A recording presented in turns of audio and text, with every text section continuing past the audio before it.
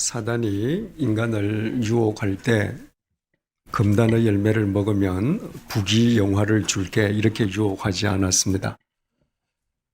이 선악과를 따먹으면 네가 돈을 많이 가질 수 있을 것이다. 그렇게도 유혹하지 않았습니다. 만약에 그렇게 유혹했더라면 하와가 그 유혹에 안 빠졌을 것입니다. 에덴 동산에 무슨 돈이 필요해요? 또 무슨 부귀영화가 거기에 필요하겠습니까?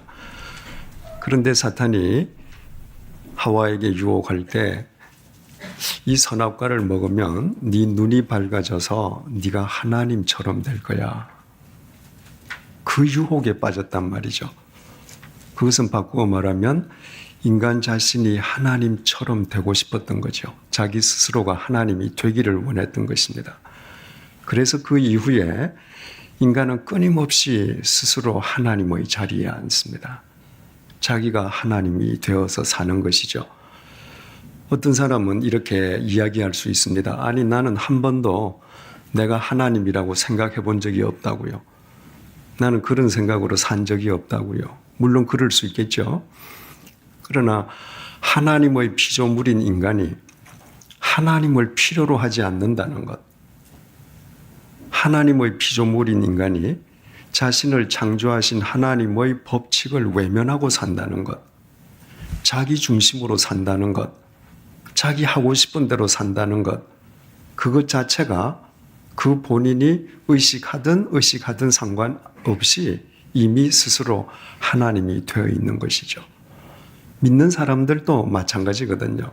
하나님을 믿는다라고 고백하지만 실은 자기 스스로 하나님의 자리에 앉아 있는 그리스도인들이 참 많습니다. 또 살아가다가 그럴 때가 참 많고요. 그리스도인들이 스스로 하나님의 자리에 앉는 경우는 두 가지 경우를 생각할 수 있습니다. 첫 번째는 신앙의 무지, 신앙의 유치함, 신앙의 미숙함 때문인 것이죠. 여러분, 고등학교 학생들이 고3 때 열심히 시험 공부하잖아요. 그리고는 자기가 원하는 대학교에 떨어지면 하나님 없다 그래요. 교회 안 다닌다 그럽니다. 누가 하나님인 거예요? 지가 하나님인 거죠. 내가 꼭 이 학교에 들어가는 것만이 하나님 뜻이다. 그렇게 확정하는 것은 자기가 하나님이 되어 있는 거예요. 그래서 신앙의 무지 상태에서 또는 신앙의 미숙함이나 유치함 상태에서 사람들은 스스로 하나님이 되는 오류를 범해요. 거기에서 벗어나기 위해서는 상당한 시간이 필요하죠. 두 번째 경우는 상당한 신앙의 경지를 거친 뒤에 영적 교만함에 빠졌을 때입니다. 하나님이 누구신지 모르는 게 아닙니다. 누구보다도 잘 알아요. 하나님의 은혜를 경험하지 않은 것이 아닙니다. 누구보다 간증거리가 많습니다. 체험거리가 많습니다.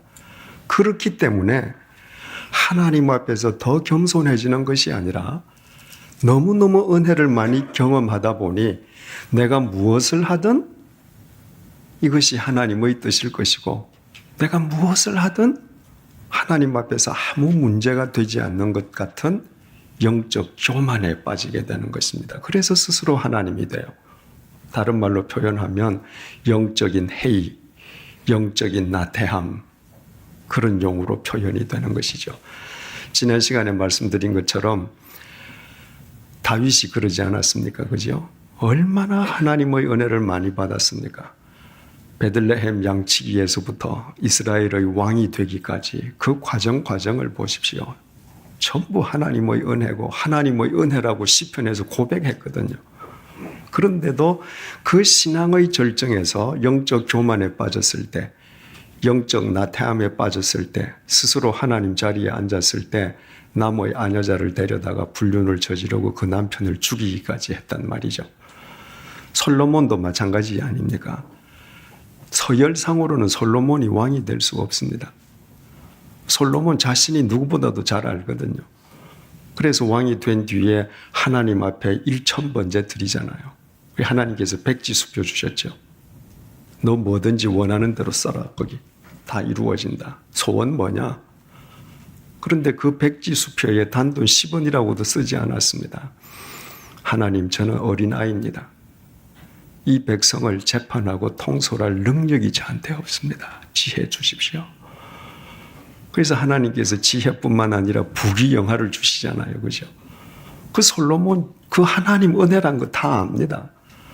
그런데 영적 교만에 빠졌을 때 어떻게 되던가요? 처첩을 1,000명을 두고 자기가 심혈을 기울여 지었던 예루살렘 성전 맞은편 언덕에 이방 우상들을 위한 산당을 짓고 회개망측한 짓을 했었습니다. 지난 시간에 살펴본 아브라함도 마찬가지였죠. 헤브론에 살고 있는 아브라함의 장막에 하나님께서 사람의 모습으로 찾아오시지 않았습니까?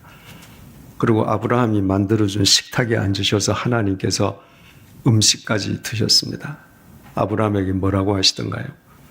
내가 하려는 일을 아브라함에게 내가 말하지 않을 수 있겠느냐? 감출 수 있겠느냐? 하나님께서 이 세상 누구에게도 밝히신 적이 없는 하나님의 속내를 아브라함에게 밝혀주셨어요. 또 아브라함이 소돔을 위해서 기도하는 그 아브라함의 기도를 들으시고 소돔과 고모라를 쓸어버리는 가운데에 그 아브라함의 조카 롯을 구원해 주시기도 하셨습니다. 그러니 아브라함은 이미 하나님과 같은 반열에 올라가 있는 것입니다. 그럴수록 더 겸손해졌어야 되는데 그 절정에서 아브라함 역시도 영적인 교만함에 빠졌습니다. 영적인 나태함, 영적인 해이함에 빠져버린 것이죠. 그래서 헤브론에 있던 사람이 그랄로 내려갔습니다. 그랄이라고 하는 것은 멈춤의 땅, 기복의 땅이다. 그런 말이라고 그랬죠. 그러니 아브라함이 스스로 영적인 채점, 정체 상태, 해이 상태에 지금 빠져 있습니다. 그리고 자기 인생에 대한 결정권자가 자기가 되는 거죠. 자기 마음대로 행동하는 거죠. 그때에 나타난 현상이 까닭없는 두려움. 이 그랄 땅에서 사람들이 나를 죽이고 내 아내 뺏지 않을까. 그래서 자기 누이라고 속였다가 그 그랄 땅을 통치하는 블레셋 왕 아비멜렉에게 실제로 자기 아내를 빼앗겼단 말이죠. 그때 아브라함의 나이가 99세 때였습니다. 그런데 24년 전에 에집트에서도 똑같은 일이 있었잖아요.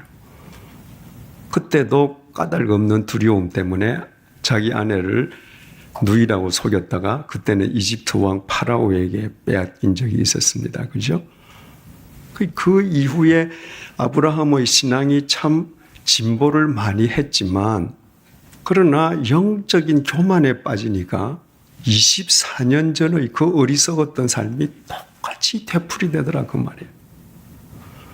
우리가 하나님을 향해서 계속 나아가는데 우리가 영적인 교만에 빠져서 영적 침체에 빠지면 어제의 잘못이 아니라 10년, 20년 전의 어리석은 삶이 우리 삶에서 얼마든지 반복될 수 있다는 사실을 우리는 알게 되는 것이죠.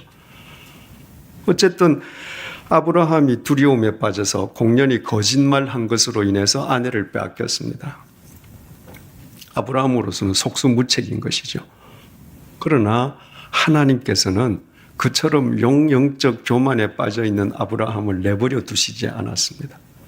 하나님께서 즉각 개입하셨습니다.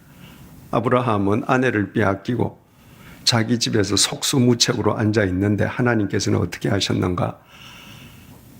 사라를 자기의 첩으로 후궁으로 데리고 간 아비멜렉이 사라에게 손끝 하나 대지 못하도록 사라와 동침한 뒤에 잠을 자는 것이 아니라 그날 저녁에 그냥 잠에 골아 떨어지게 하셨습니다.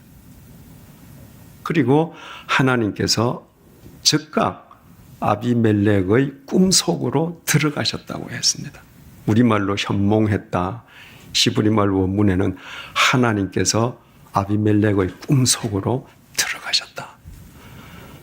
그리고 아비멜렉에게 말씀하셨습니다. 네가 데리고 온 여자는 아브라함의 아내다. 손대지 마라. 네가 만약 되돌려주지 않으면 네가 그 일로 말미암아서 반드시 죽을 것이다. 그러니까 아비멜렉이 그 여자에게 손끝 하나 대지 못한 채 되돌려 줄 수밖에 없이 하나님께서 역사하셨습니다. 하나님께서 왜 그처럼 개입하시고 역사하시는지 그 까닭을 아비멜렉에게 직접 밝혀주셨죠. 왜냐하면 아브라함은 선지자이기 때문이다. 히브리 말로 선지자 나비는 미래의 이야기를 점쟁이처럼 예언하는 사람이 아니라 하나님의 말씀을 맡은 사람들이라고 그랬죠. 하나님께서 아브라함에게 뭐라고 그러셨습니까? 너로 큰 민족을 이룰 것이다. 반드시 너에게 씨를 줄 것이다. 세월이 지나도 자기에게 아이가 없습니다. 우리 집에 있는 집사 엘리에셀을 양자로 삼아서 내가 후사를 삼아야 되겠다. 아니야, 아브라함아. 너 하늘의 별 좀 봐. 네 자식이 저렇게 많아질 것이야. 세월이 지났는데 또 자식이 없습니다. 그래서 사라가 자기 몸종 하가를 남편에게 주어서 서자 이스마엘을 먼저 얻지 않습니까? 이제 이 아이인가 보다. 아니야. 네 아내 사라가 낳을 거야, 아이. 그리고 큰 민족 이룰 거야. 그 말씀이 지금 아브라함 속에 담겨 있는 것입니다. 그래서 아브라함은 선지자예요. 그 말씀이 담겨 있으니까. 만약에 아비멜렉이 아브라함의 아내 사라를 범하면, 사라가 더럽혀지면 아브라함에게 맡기신 하나님의 말씀이 더럽혀지는 것입니다. 그러니 아브라함이 잘나서가 아니라, 아브라함이 예뻐서가 아니라, 아브라함은 실수했지만 하나님께서 그에게 담아주신 당신의 말씀을 지키시기 위해서 역사하시는 것입니다. 우리 마음속에 하나님의 말씀을 담고 사는 것은 그래서 중요하다고 했습니다. 여러분, 다윗이 시편 23편을 통해서 이렇게 고백하지 않습니까? 내 영혼을 소생시키시고, 그 말은 내 영혼이 죽었을 때가 많은 거죠. 그런데 하나님께서 다시 살려주셔요. 자기 이름을 위하여 의의 길로 인도하시는도다. 현재형이에요. 지금 하나님께서 나를 의의 길로 인도하시는데 내가 의롭기 때문이 아니라는 거예요. 내가 잘나서가 아니라는 겁니다. 내가 다른 사람보다 능력이 출중해서가 아니라는 거예요. 하나님께서 당신의 이름을 위해서. 무슨 말이에요? 하나님께서 다윗에게도 당신의 말씀을 맡기셨습니다. 너 족보를 통해서 세상을 구원할 메시아가 올 거다. 그 말씀을 하신 분은 하나님이세요. 그 하나님께서 의로운 당신의 그 말씀이 훼손되지 않도록 다윗이 실수하고 실족하고 넘어져도 하나님께서 그 영혼을 소생시키시고 당신의 이름을 위해서 다윗을 의의 길로 인도해 가시는 것입니다. 아브라함도 똑같았죠. 우리가 하나님의 말씀을 우리의 마음속에 담고 살아갈 때 우리가 보잘것없어도 형편없어도 다른 사람에 비해서 결코 뛰어나지 아니해도 하나님께서는 우리가 마음속에 담고 있는 그 당신의 말씀, 그 말씀을 지키시기 위해, 그 말씀을 주신 당신의 의로운 이름을 지켜주시기 위해 당신의 능력으로 우리와 함께 해주시는 것입니다. 바로 그 하나님의 은혜 속에서 아브라함이 잃었던 아내만 되찾은 것이 아니라 그 영혼이 다시 소생했죠. 다시 믿음을 되찾았죠. 그래서 그의 몸은 비록 그랄에 그대로 남아 있었지만 그의 중심은 헤브론을 회복했습니다. 그로부터 1년 지난 이야기가 오늘 본문 이야기인데 오늘 본문 역시도 말씀의 중요성을 강조하는 내용입니다. 오늘 본문의 이야기는 우리가 잘 알다시피 드디어 아브라함의 아내 사라가 아들을 낳는 내용입니다. 2절을 보십시다. 사라가 임신하고 하나님이 말씀하신 시기가 되어 노년의 아브라함에게 아들을 낳으니, 여기에 보면 사라하고 관련되는 동사가 임신하고 그 다음에 낳으니는 제일 뒤에 있잖아요. 근데 히브리어 원문에는 이 두 단어가 붙어 있습니다. 임신하고 낳았다. 그리고 사라는 그 뒤에 나와요. 그게 2절은 히브리 말 순서대로 번역하면 임신하고 아들을 낳았다. 누가?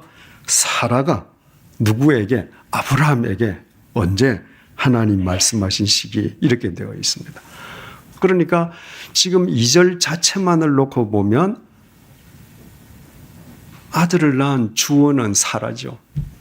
다른 사람이 낳은 게 아닙니다. 사라가 드디어 아들을 낳은 것입니다.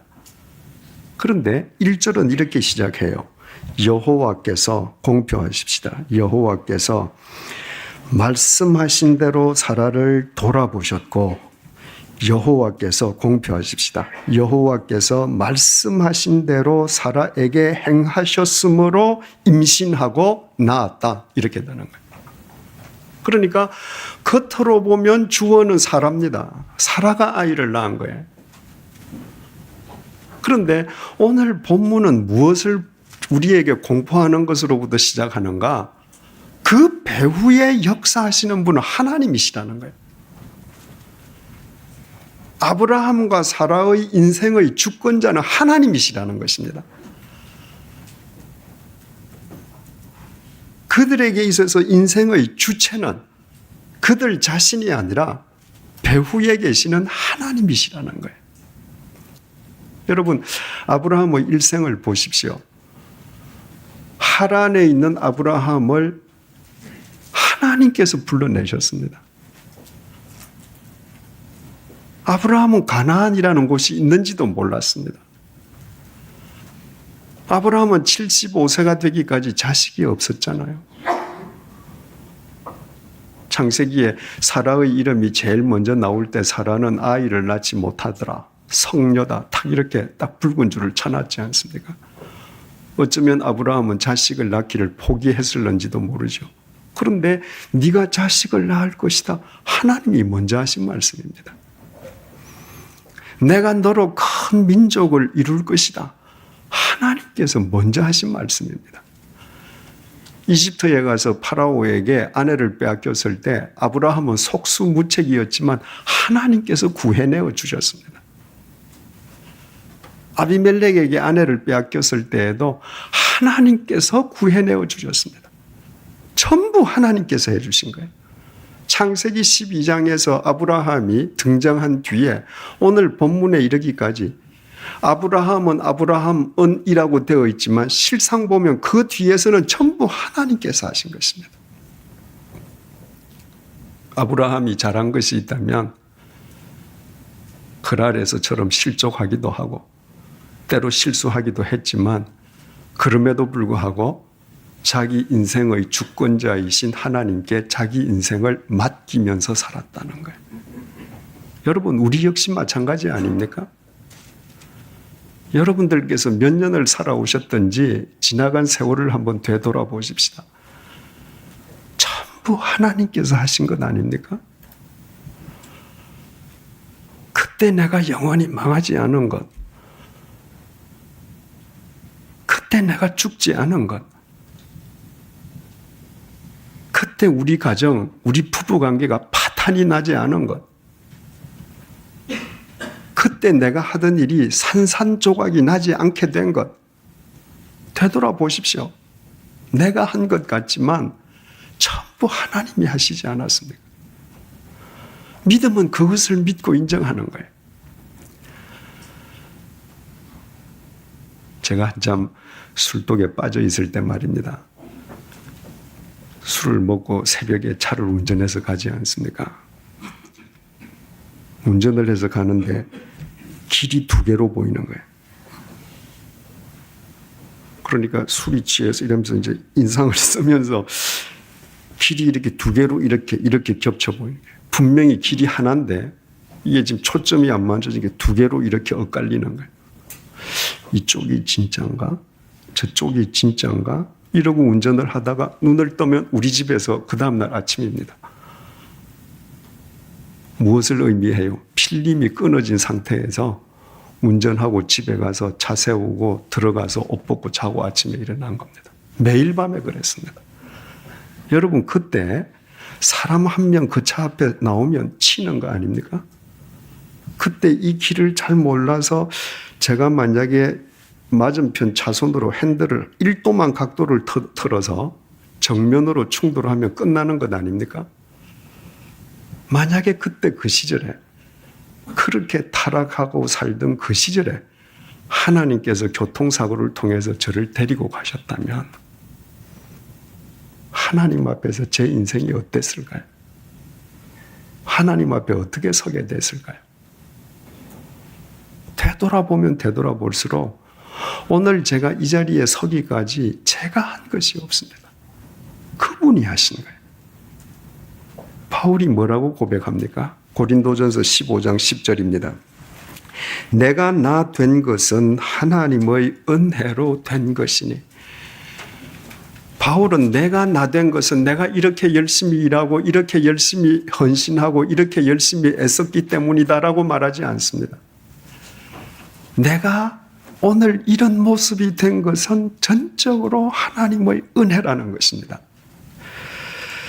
내가 나 된 것은 하나님의 은혜로 된 것이니 내게 주신 그의 은혜가 헛되지 아니하여 내가 모든 사도보다 더 많이 수고하였으나 내가 다른 사도들보다 훨씬 더 많이 수고했다는 거예요.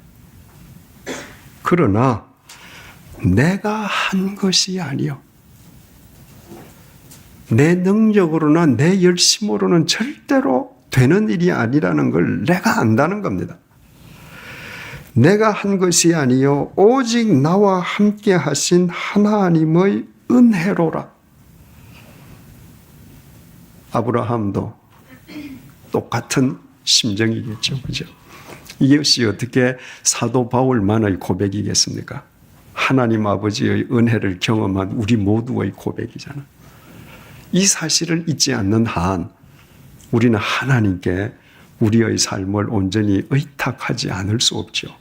이 사실을 망각하기 때문에 우리가 하나님을 외면하고 스스로 하나님의 자리에 앉는 어리석음을 되풀이하게 되는 것이죠. 그러면 하나님께서 사라의 배후에서 그처럼 역사하셔서 사라가 잉태하고 아이를 낳게 되는데 하나님께서 무엇으로 역사하셨는가? 1절 다시 보십시다. 여호와께서 말씀하신 대로 공표하십시다. 여호와께서 말씀하신 대로 사라를 돌보셨고 여호와께서 말씀하신 대로 공표하십시다. 말씀하신 대로 사라에게 행하셨으므로 하나님께서 사라의 인생의 주권자가 되셔서 하나님께서 사라로 하여금 지금 아이를 잉태하고 낳게 하셨는데 말씀하신 대로 하나님께서 돌보시고 말씀하신 대로 행해 주셨기 때문에 되었다는 거예요. 하나님의 말씀대로 되었다는 것입니다. 하나님께서 뭐라고 말씀하셨는가? 창세기 17장 보십시다.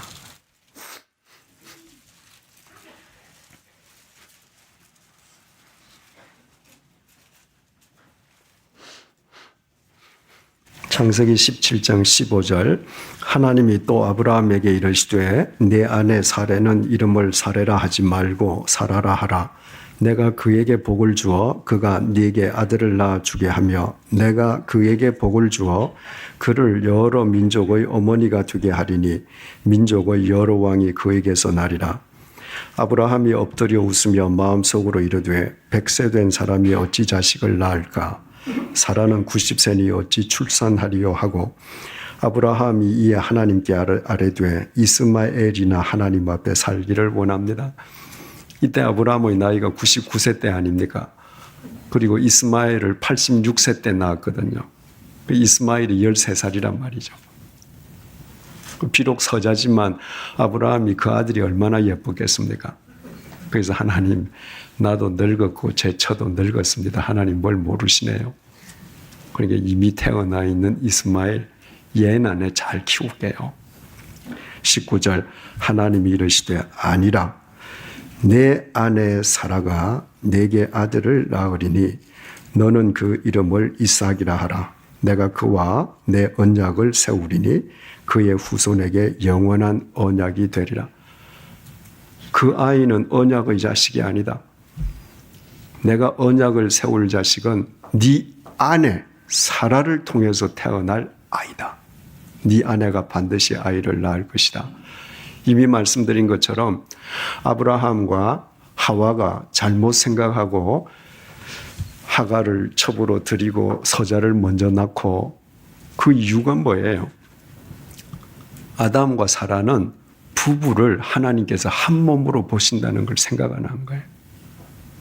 하나님께서 아브라함에게 네가 아들을 낳으리라 이 이야기는 반드시 네 아내 사라를 통해서 놓는다. 왜? 하나님께서는 남자와 여자를 결혼시키실 때 둘이 한 몸이 되라고 하셨거든요. 그래서 하나님께서는 다른 어떤 여자가 아이를 낳아도 그건 언약의 자식이 아니다. 내가 너희들 짝지어준 부부, 너희들 둘 사이에 태어나는 그 아이만 언약의 자식이다 말씀하셨습니다. 18장 10절 보십시다.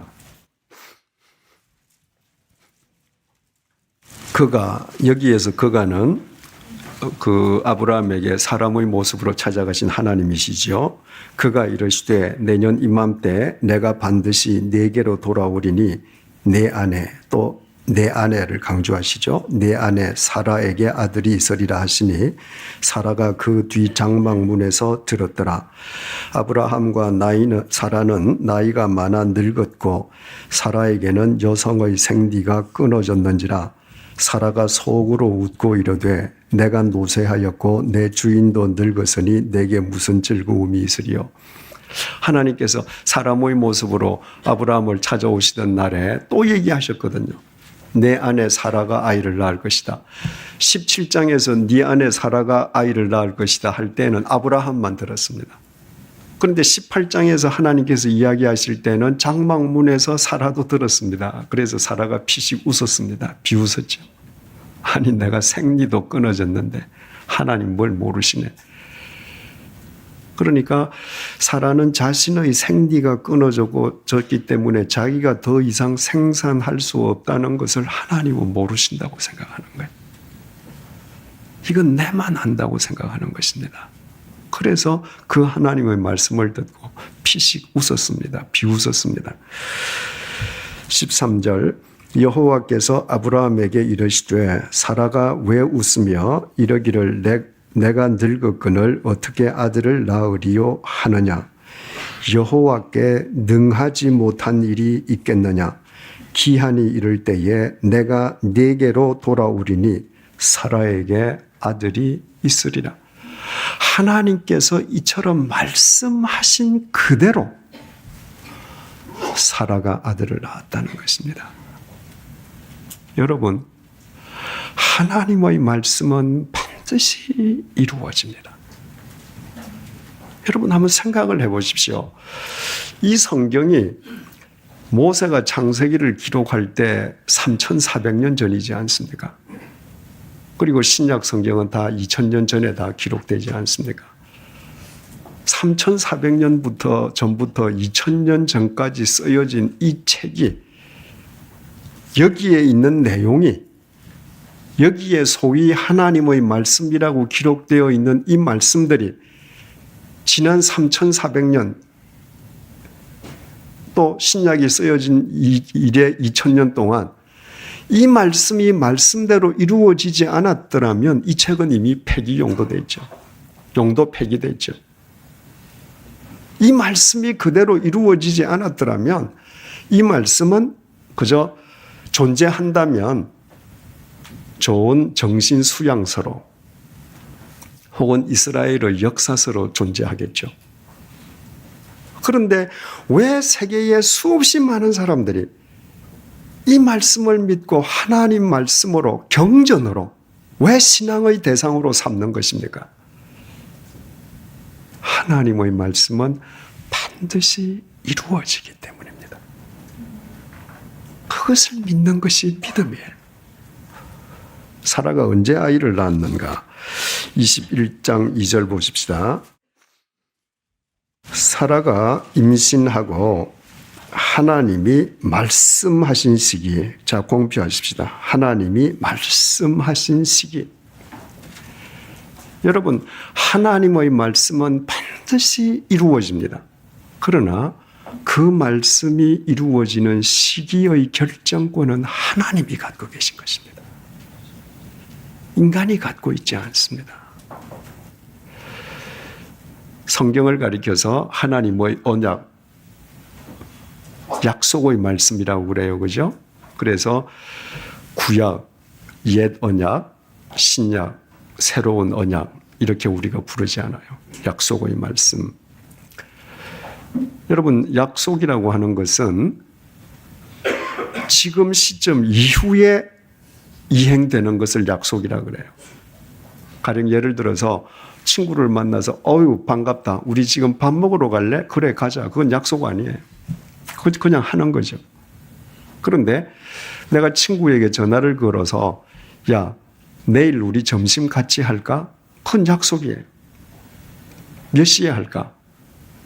그 약속의 시간은 서로 합의해서 정하면 돼요. 항상 약속을 사람 사이에 서로 합의해서 정합니까? 그렇지 않아요. 대등한 사람 간에는 합의해서 약속 이행할 때를 정합니다. 그러나 상하 관계에서는 그렇지 않습니다. 가령 대통령이 비서실장에게 전화해서 아무개 장관 내일 아침 9시에 나하고 조찬 약속해 주십시오. 그래서 비서실장이 해당 장관에게 전화를 겁니다. 내일 대통령께서 9시에 조찬 약속 잡으시자고 그럽니다. 그때 장관이 수첩 펴놓고 내 약속이 있는데요. 그거 안 됩니다. 어떤 약속이 있어도 취소해야 돼요. 대통령에게 맞춰야 합니다. 그 이유는 뭐예요? 국정 최고 수반자이기 때문에 그분의 편의에 맞춰드리는 것이죠. 이것이 인간 세상입니다. 하나님의 약속도 마찬가지예요. 그 약속의 이행의 시기는 철저하게 하나님께서 결정하십니다. 그러나 인간이 대통령에게 약속 결정권을 주는 것은 대통령의 편의를 위해서이지만 하나님은 당신의 편의를 위해서 당신이 결정권을 갖는 것이 아닙니다. 하나님께서 약속의 결정권을 가지시는 것은 우리를 위함이에요. 하나님의 약속이 우리에게 언제 이루어져야 그것이 가장 적합한 때인지 인간은 알지를 못해요. 하나님만 아시는 것입니다. 그래서 하나님이 보시고 당신의 약속의 열매를 주어도 그 인간이 그것을 타락하지 않고 소중하게 간직할 수 있게 될 때 그 약속을 이행하게끔 해 주시는 것입니다. 여러분, 아브라함이 75세 때 가나안 땅으로 갔는데 그 해에 아들을 얻었으면 어떻게 됐을까요? 아브라함이 믿음의 조상이 됐을까요? 가자마자 흉년 든다고 이집트에 가서 내 아내 누이다라고 거짓말하는 그 믿음으로 믿음의 조상이 될 수 있을까요? 99세 때에 또 아들을 얻었으면 어떻게 됐을까요? 그때도 마찬가지 아니겠습니까? 영적 교만에 빠져서 그라르에 가고 또 아내 빼앗기고 하는데 믿음의 조상이 될 수 있겠습니까? 그런 과정을 다 거친 뒤에 산전수전 다 겪은 뒤에 내가 이 세상에서 내 마음대로 살면 그것은 그 열매는 그랄일 수밖에 없고 내가 하나님에게만 나를 드려야 된다는 사실이 온몸에 체질화되었을 때 그때 하나님께서 그 약속이 이행되게 해주셨습니다. 아브라함을 골리려 하심도 아니고 아브라함이 얄미워서도 아니고 아브라함을 사랑하시기 때문에 아브라함에게 그 약속이 이루어질 가장 적정한 때를 하나님께서 결정해 주신 거예요. 성숙자반에서 인간은 현찰을 원하지만 하나님은 현찰이 아니라 약속어음을 주시는 분이라고 말씀을 드렸습니다. 인간이 늘 기도하는 건 현금 달라는 거예요. 지금 당장 나 현금 필요하다는 거예요. 그런데 하나님은 현금을 주시지 않습니다. 항상 약속 어음을 주셔요. 약속을 주셔요. 이유가 왜 그렇다고 그랬습니까? 현찰은요, 단순한 거래 수단일 뿐이에요. 내가 현찰만 들고 슈퍼에 가면 슈퍼 주인이 당신 살인 강도지? 나 안 줘. 그러지 않습니다. 한국은행에서 발행한 현찰만 들고 가면 내 인격, 전력, 학력 아무것도 안 따지고 물건 줘요. 돈 받고. 거래 수단이니까. 그러나 약속어음은 다릅니다. 내가 약속어음을 들고 백화점 가서 돈 내고 결제하겠다. 안 받아줍니다. 약속어음은 신뢰의 관계에서만 이루어지는 거예요. 저 사람을 믿을 때만 약속어음을 발행하고 받고 기다리는 겁니다. 우리는 늘 하나님께 기도할 때 하나님과 우리 사이를 거래의 관계로 만들려고 그래요. 이거 주면 내 이렇게 해주겠다는 거예요. 하나님은 그게 아니에요. 우리와의 사이에서 하나님께서는 언제나 신뢰의 관계가 회복되기를 원하시는 것입니다. 믿음의 관계를 원하세요.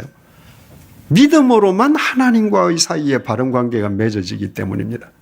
그래서 앞으로도 하나님께서는 언제든지 우리에게 약속어음만 주실 것입니다. 아니, 이미 주셨어요. 창세기부터 요한계시록까지 이 66권이 약속어음 다발입니다. 따라서 내가 매일매일 주어진 삶 속에서 하나님과 동행하는 삶만 살기만 하면 하나님께서 보시기에 가장 적합한 때가 된다고 판단되실 때 이 약속어음은 한 장씩 한 장씩 내 삶 속에서 결제될 것입니다. 아니, 내가 떠난 뒤에 내 후손의 삶 속에서 결제돼요. 여러분, 아브라함이 살아생전에 아브라함에게 하나님께서 주신 약속어음 가운데 결제된 게 뭡니까? 이삭 낳는 거 하나예요. 너로 큰 민족을 이루리라. 그 약속어음은 언제 결제되었습니까? 400여 년이 지나서. 그들이 이집트에서 나와서 큰 민족을 이루고 비로소 가나안을 차지했습니다. 그러니까 우리는 어차피 내가 코끝에 호흡이 있는 70년, 80년, 80년, 90년만 사는 존재들이 아니잖아요. 우리는 영원 속에서 사는 사람들입니다. 그래서 내가 육신을 입고 있는 동안에 이 약속의 어음을 믿고 씨만 뿌리면 영원 속에서 자자손손 대대로 이 약속의 어음은 결제되어 가는 것입니다. 그것이 우리의 믿음이어야 되는 것이죠. 2절 말씀 다시 보겠습니다. 사라가 임신하고 하나님이 말씀하신 시기가 되어 누구에게? 그냥 아브라함이 아니라 노년의 아브라함. 노년의 아브라함. 성경을 기록할 때 이런 단어 하나가 참 중요하죠. 그죠? 7절 말씀 보십시다. 또 이르되 사라가 자식들을 젖먹이겠다고 누가 아브라함에게 말하였으리오마는 아브라함의 노경에 여러분, 하나님의 말씀이 반드시 이루어지고 하나님의 말씀은 하나님께서 작정하신 때에 반드시 이루어지는데 그 하나님의 말씀은 인간의 이성을 초월하는 초월적인 능력으로 역사하신다는 거예요. 여기에 노경의 아브라함, 늙은 아브라함이라는 게 뭐예요? 아브라함 자신으로서는 자식을 생산할 수 없는 노인입니다. 사라는 이미 경수가 끊어졌어요. 둘 다 자식을 가질 수 없습니다.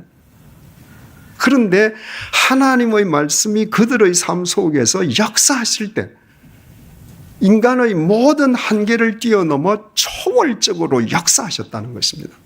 그래서 이삭이 태어났다는 것입니다. 여러분, 하나님의 말씀은 인간의 말이 아닙니다.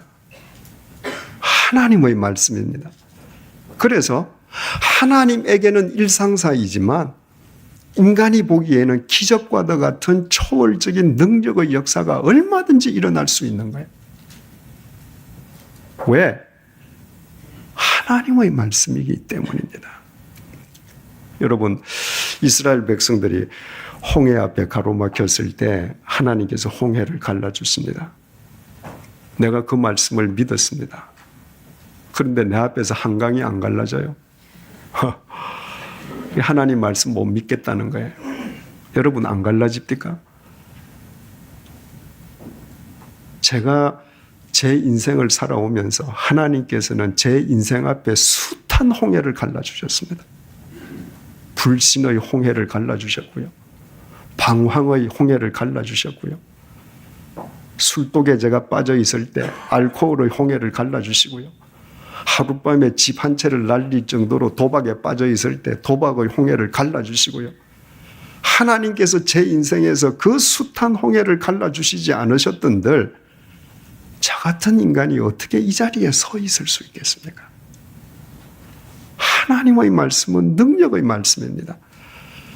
그 말씀에 의해서 여러분들의 육신의 연약함이 강건해질 수 있습니다. 그 말씀에 의해서 여러분들의 가정이 바로 세워질 수 있습니다. 그 말씀에 의해서 쓰러진 여러분의 인생이 굳건하게 회복될 수 있습니다. 여러분, 우리가 하나님을 믿을 때 우리는 이성을 가지고 믿어야 합니다. 이성 없이 하나님을 믿으면 맹신이에요. 그런데 이성을 가지고 이성적으로 하나님을 믿는 사람들의 결점이 이성적이고 지성적이기 때문에 하나님의 초월적인 능력을 배제하려고 그래요. 그것은 이성을 잘못 사용하는 것이죠. 새신자반 때도 말씀드렸습니다마는 돌아가신 어떤 원로 소설가께서는 성경에 대해서도 해박하게 아시면서 처녀가 아이를 낳았다는 말을 못 믿어서 예수 안 믿겠다고 그랬거든요. 여러분, 내 이성과 지성을 다해서 생각해 보십시오. 하나님은 나와 같은 인간이 아니십니다. 그분은 창조주십니다. 창조주는 무에서 유를 있게 하시는 분이세요.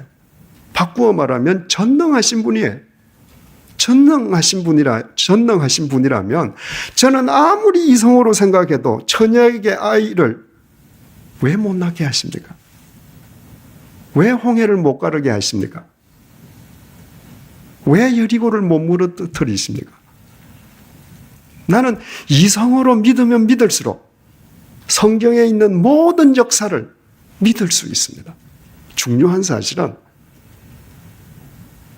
소위 인간들 보기에 기적이라고 하는 그 자체가 우리의 믿음의 목적이 되어서는 안 된다는 거예요.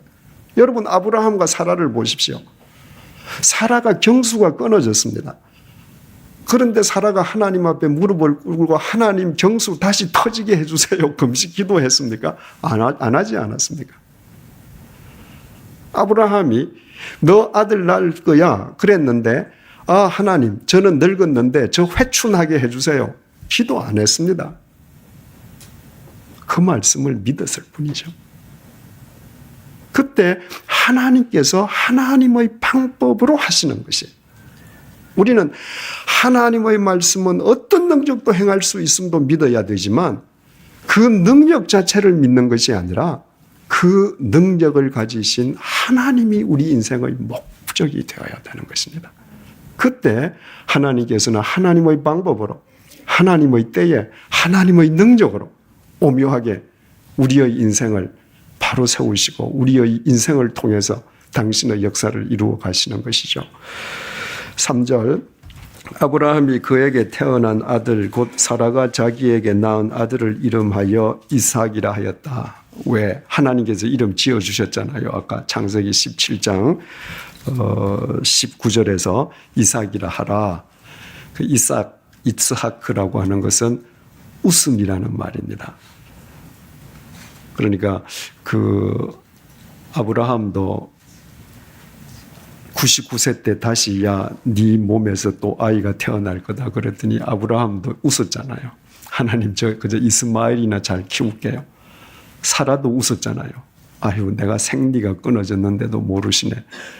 그러니까 말하자면 하나님께서 이야기하시는 것을 비웃었는데 그 비웃음을 하나님께서는 정말 웃음으로 바꿔준 것이죠. 이 이삭이라고 하는 히브리 말 자체가 두 가지 의미가 다 있습니다.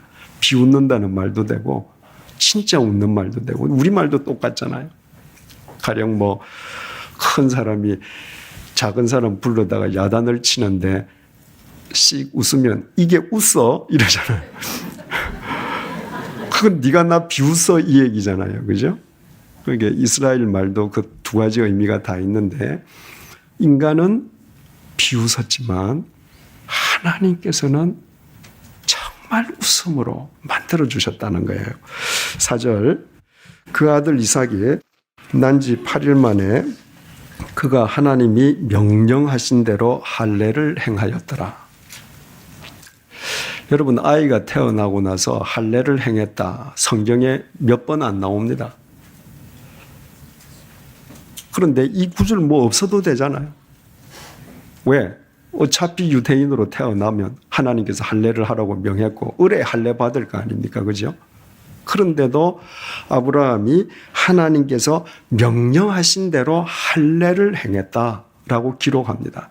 그러면 아브라함이 그 8일 된 백세에 얻은 그 자식을 할례할 때 아브라함의 우리가 심중을 알 수 있잖아요. 하나님 당신 아들입니다. 하나님께서 아브라함을 믿음의 조상으로 불렀잖아요. 믿음의 조상이 되려면 그 자식이 믿음의 자식이 안 되고는 안 되잖아요. 하나님 당신의 아들을 당신이 책임져 주십시오. 이런 심정으로 할례를 행하지 않았겠습니까? 5절 아브라함이 그의 아들 이삭이 그에게 태어날 때에 100세라. 여러분 100세의 나이에 자기 아내로부터 적자를 얻은 이 아브라함 그 감개무량한 그 마음을 한번 감격적인 그 마음을 한번 생각을 해보십시오. 6절 사라가 이르되 하나님이 나를 웃게 하시니 듣는 자가 다 나와 함께 웃으리로다. 여기에도 사라의 깊은 신앙 고백과 또 사라의 회개하는 마음이 여기에 다 포함되어 있죠. 나는 하나님을 비웃었지만 하나님은 정녕 나에게 웃음을 주셨다.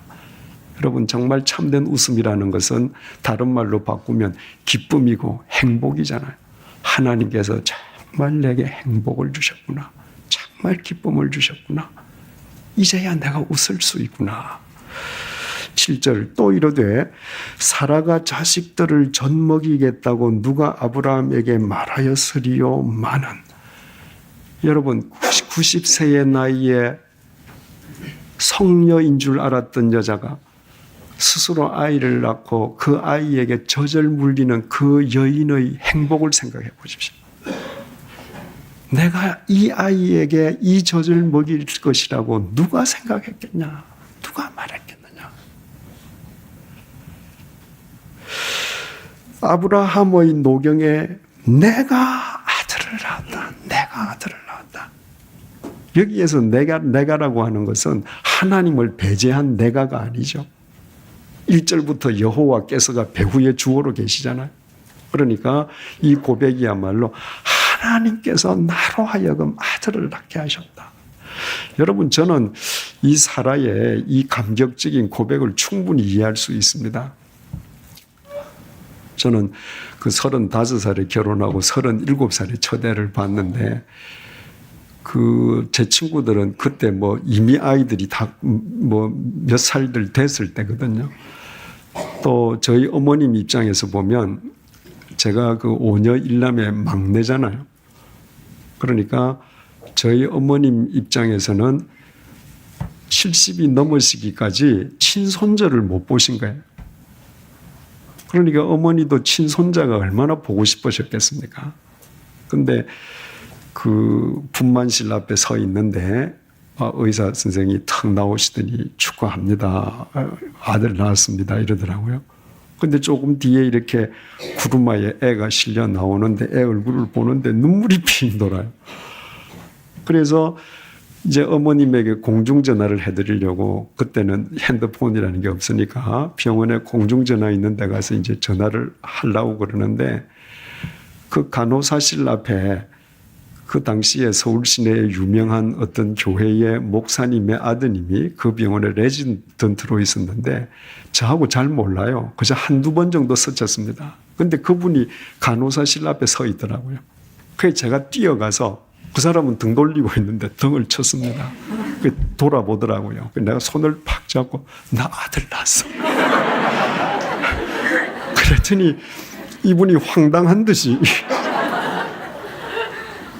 근데 저는 어디 가서든지 하여튼 외치고 싶어요. 이 집 사라가 내가 아들을 낳았다. 여러분, 오늘 이 본문이 우리에게 주는 교훈이 세 가지가 있습니다. 첫째 교훈은 하나님의 말씀 안에서만 인간은 자기다울 수 있다는 거예요. 아브라함 이름의 뜻이 뭐죠? 열국의 아비, 많은 무리의 아비. 사라, 많은 무리의 어머니.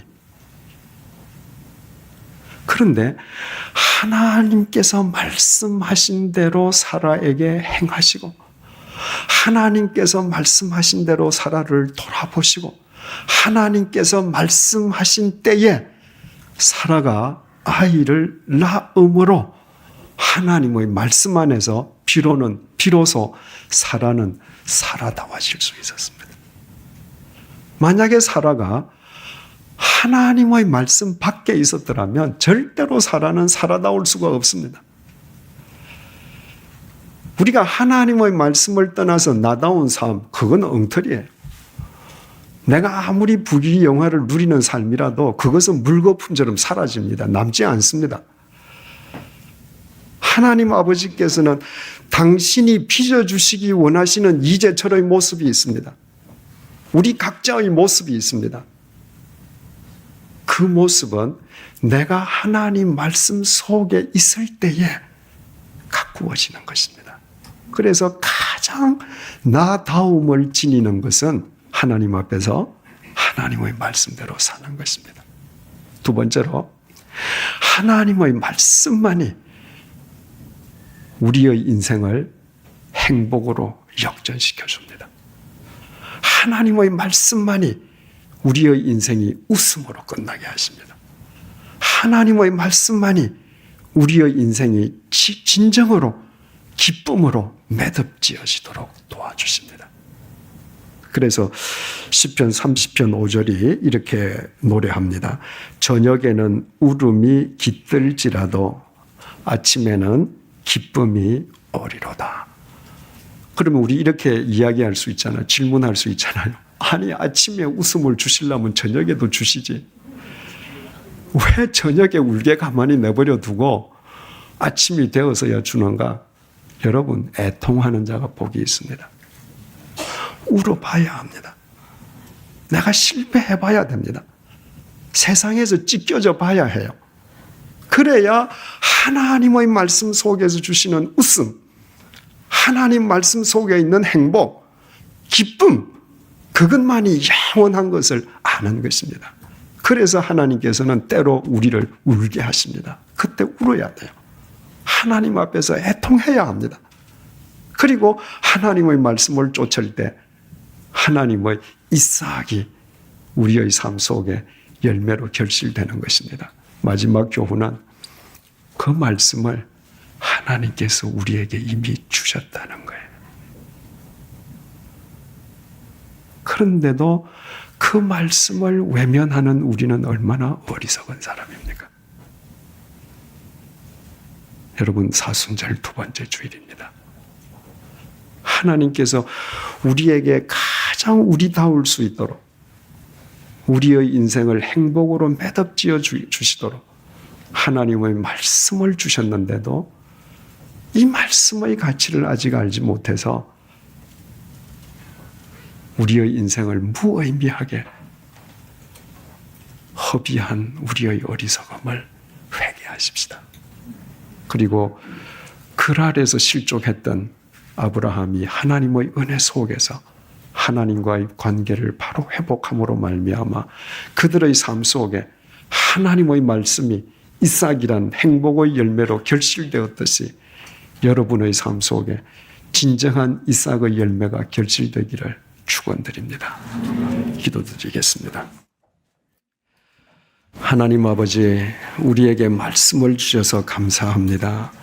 능력의 말씀을 주셔서 감사합니다. 생명의 말씀을 주셔서 감사합니다. 우리 발의 등불인 진리의 말씀을 주셔서 감사합니다.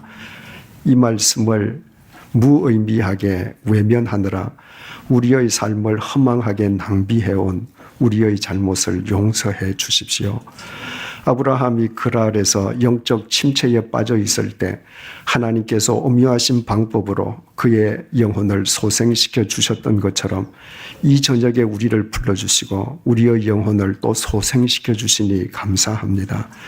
하나님 아버지께서 지금까지도 우리가 잘나서가 아니라 우리에게 주신 이 말씀 때문에 당신의 의로우신 이름을 위하여 우리를 의의 길로 인도해 주셨고 해주고 계시고 앞으로도 해 주실 것임을 믿음으로 오직 하나님만 쫓아 나아갈 수 있도록 도와주옵소서. 이 하나님의 말씀 속에서 우리가 가장 우리다운 삶을 살아가도록 은총을 베풀어 주옵소서. 이 말씀 속에서 우리 삶 가운데에 진정한 행복의 이삭, 웃음의 이삭, 기쁨의 이삭이 결실되도록 도와주옵소서. 그리하여 우리의 행복으로 인해서 우리가 만나는 많은 사람들이 그리스도 안에서 함께 행복해지게 도와주옵소서. 예수님 이름으로 기도드립니다. 아멘.